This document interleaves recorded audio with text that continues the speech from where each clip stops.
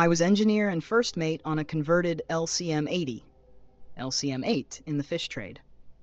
We operated in the Gulf of Alaska, Prince William Sound, and Bristol Bay fisheries as a tender, taking salmon and herring from smaller boats and villages in for processing on land.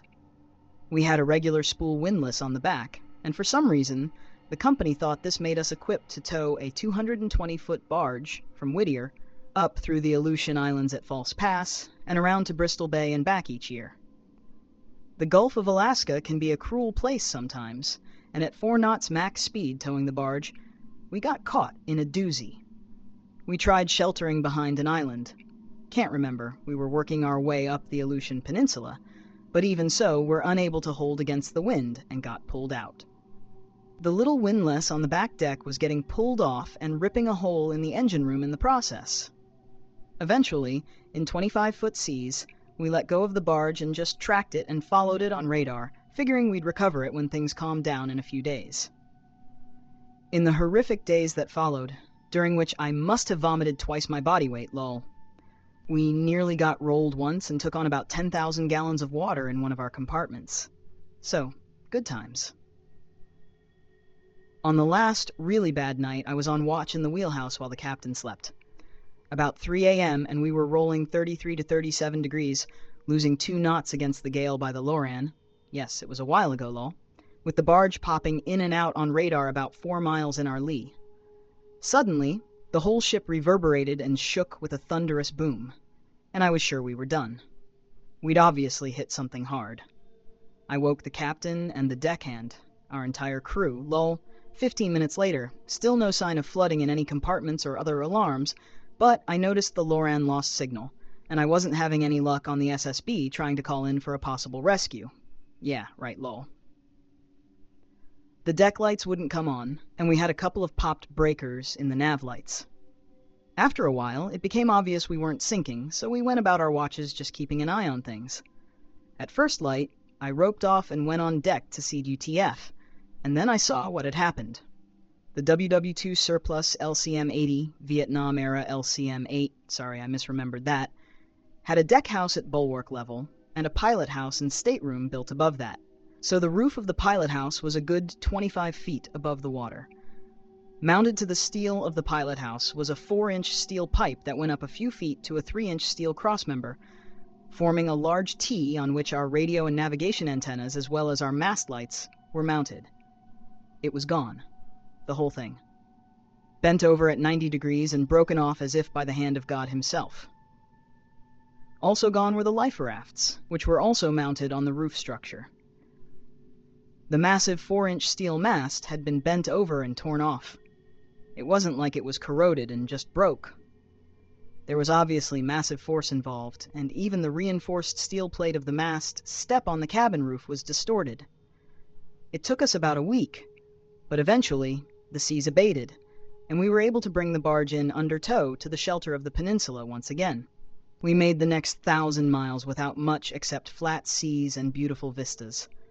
Such is the life of the mariner. When we eventually got into Dillingham, everyone was quite surprised, as we had been declared lost at sea, and the Coast Guard had already given up the search days before. Both our life rafts had been found empty with their EPIRBs deployed, and we were all assumed dead.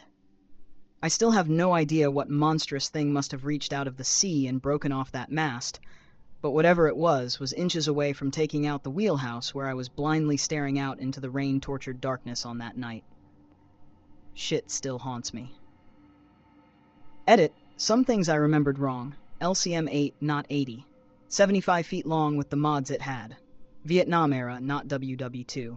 Set up with a full-height engine room, 2 bikes 871 diesels, 1 S3 to 71 genset, 2 bikes 471 genset. Deck house at gunwale level with galley, head, shower, and double stateroom. Above that, a pilot house with the captain's stateroom. Decked over with tanks and a reefer system for fish hauling. Have you ever felt a weird feeling that someone is watching you, even when you're completely alone? You know, you're on your own, minding your own business, but feel like something is not right. Like there's a tangible sense of somebody's presence in the room. Sometimes people randomly feel this way and get this strange, eerie feeling like they're being watched. Sure, most of the time it's your imagination playing tricks on you. But what if it isn't? In fact, there are countless creepy stories out there where people experience the weird sense of being watched, sometimes by someone and sometimes by something unexplainable. The following tales in this article might make you question whether you're ever truly alone. Online Stalker. One of the most popular scary stories about being watched is about a girl called Jenna who seemed to be stalked online. Sometimes she would get messages on her social media from an anonymous account. It started with harmless texts, such as that the person saw Jenna at a coffee shop, or that she wore a red dress yesterday. Soon the text messages got more detailed and concerning, like she was seen walking home, or that the person who was texting her was outside her home. With all this, she got the eerie feeling that she was being watched constantly. One night, she got a text from the same anonymous person saying to turn around, and to her horror, there was a figure standing outside her window. Being frightened, she called the police, but by the time they arrived, the figure had disappeared. The worst part is that while this particular one might be just a story, anonymous stalkers are common in the digital world. That's why it's so important to use only reliable platforms like Instacams, especially when you plan to have one-to-one live interactions with strangers. This way, you can avoid the potential risks that come with anonymous messaging. The creepy neighbor. The next horror story is about a woman named Lila. She loved her everyday life, especially when she would read books beside her window. Even though this was her favorite activity, she always felt like someone's eyes were on her, that she was being stalked. Still, she always tried to convince herself that it was all in her head. One night, she noticed the shadow of a man near her porch. As a result, fear inside her started to grow, but somehow she gathered courage and decided to face the person she believed was stalking her. It turned out to be her neighbor, Mr. Jensen. When she approached him, he gave her a creepy smile and denied ever stalking her. But what happened next was even more chilling. The next morning, Lila saw a newspaper with a picture of Mr. Jensen with the same creepy look. And you know what was the scary part that put her in complete horror? The picture was dated from 1985, which meant that Mr. Jensen had been dead for decades. The attic presence. According to this story, some people might even be watched inside their houses. Ethan was cleaning out the attic of a home that he had inherited recently. While cleaning, he was randomly searching through old boxes when he noticed an old, ornate, very beautiful mirror.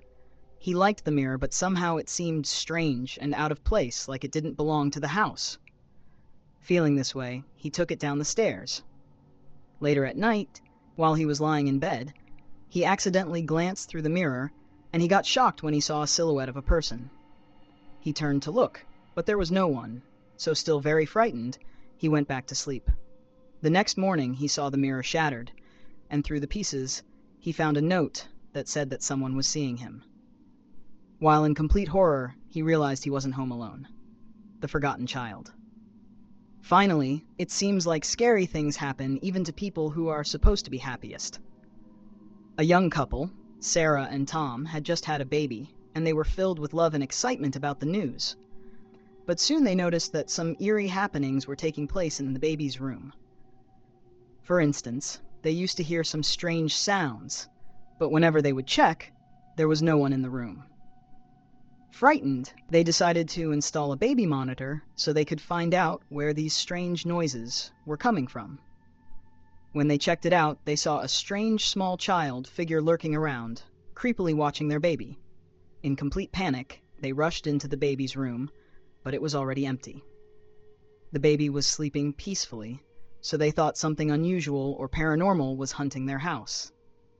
Bottom line. As you can see, social media is full of scary stories about being watched.